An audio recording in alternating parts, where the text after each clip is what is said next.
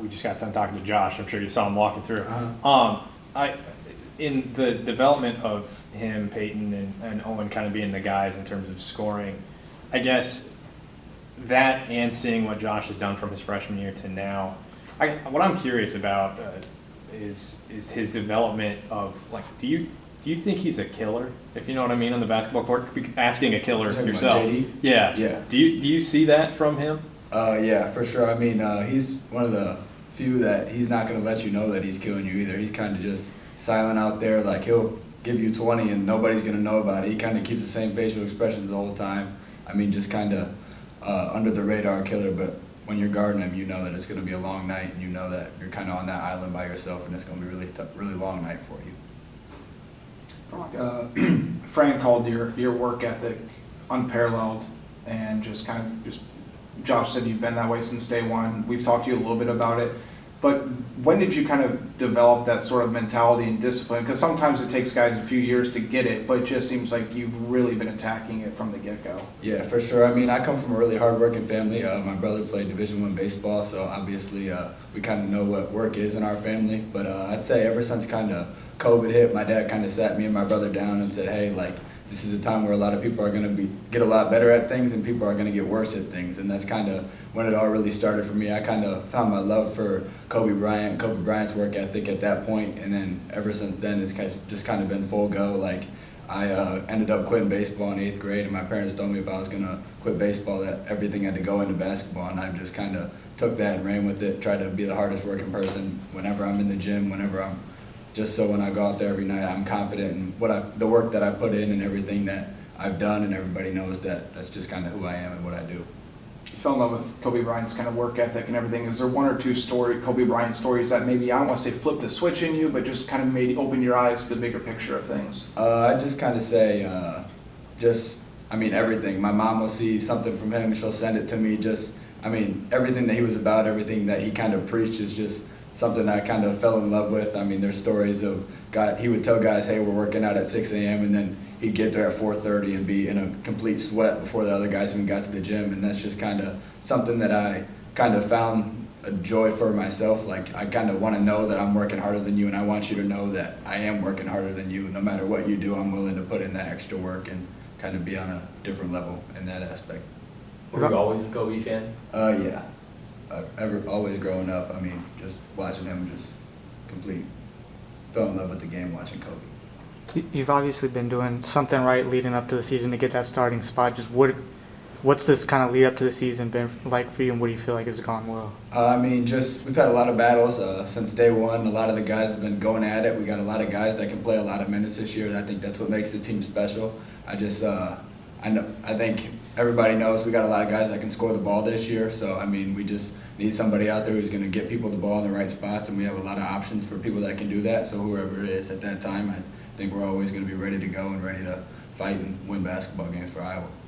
Brock, when you talked about being in that work ethic and that Kobe Bryant mindset, you get to college, how vital was it that you kind of set that standard before you got to Iowa, just in terms of shutting out whether it be the outside noise, the pressures of being a college athlete, the social aspect, kind of everything else like that? For sure. Once you get to college, there's a lot of outside things, you're not with your family, your parents can't really hold you accountable anymore. Like, it's kind of all up to you, and ever since that sophomore year, I've never wanted to miss a morning workout. I feel terrible the rest of the day if I don't get that in. So I just think that mindset switch, once I got to college, it just made it a lot easier to just kind of keep going with the flow. It was just kind of who I was at that point. So if I don't do it now, I just kind of feel like a different person, don't feel like myself.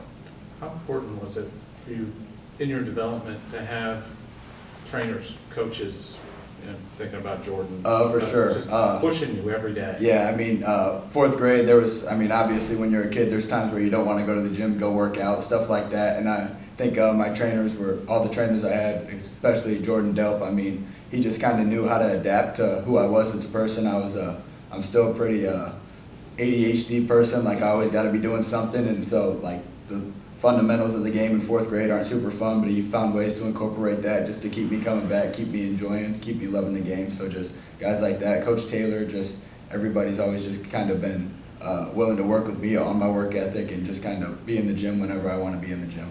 You mentioned that conversation with your dad.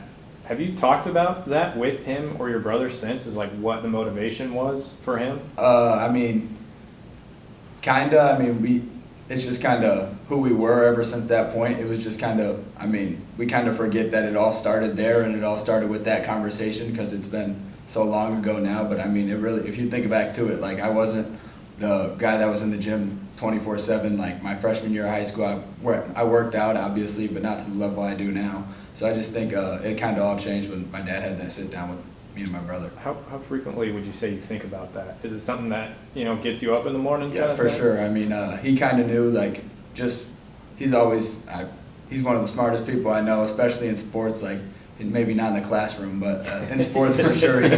He's always been the guy that we can look up to, talk to, no matter what sport it is, no matter what it's about. And I mean, just ever since that point, it worked out for me pretty well and just kind of has always molded me into what I am now. How proud would you say your dad was, or what would he kind of just, him now, fast forward to now, what would he kind of say about it, and how much pride do you think he feels in that? He helped kind of give you that extra little push. The problem is he probably wouldn't tell me. I mean, he would probably tell me I'm not working out hard enough or something like that. So, I mean, maybe he would tell you guys differently, but to me it's just nothing's finished. There's more work to be done, more stuff to do, so. I see Spurlock's Instagram stories of you guys in the gym at 6 a.m. or whatever. Do you think that work ethic has kind of rubbed off on the team that you have? Or do you feel like it was already there? Like For sure, yeah. I mean, guys obviously work out. Guys, I mean, we're Power 5 basketball players. Like, guys work out for sure. But I think I know me personally, if I see that somebody's in the gym and I'm not, like, that kind of gets, all right, like, we got to figure some things out. We got to go get to the gym as soon as we can. So I bet there's guys that just, okay, Brock's working out, I got to go work out. Josh is working out, I got to go work out. Just kind of things like that. Just keeping everybody accountable, keeping everybody in the gym. When you're in pick and roll scenarios, what are your keys? Like, what are the things you're looking for, kind of? I mean, just kind of reading everything at once. I mean, obviously, you got your defender. You don't really have to see what he's doing, though, because you can feel where he's at. Then you got to read what the big's doing. And then after you read what coverage the big's in, hedging, if he's in drop, if they're icing it, whatever. Then you kind of read the backside guys. You might have a quick skip to the corner, or you could have a quick roll, maybe a lob to the rim, maybe a throwback, or maybe you can just beat the big one-on-one, get a layup, get a step back, something like that. So. All right, thanks, Brad. thanks, Brock. Thank you. Thanks, Brock.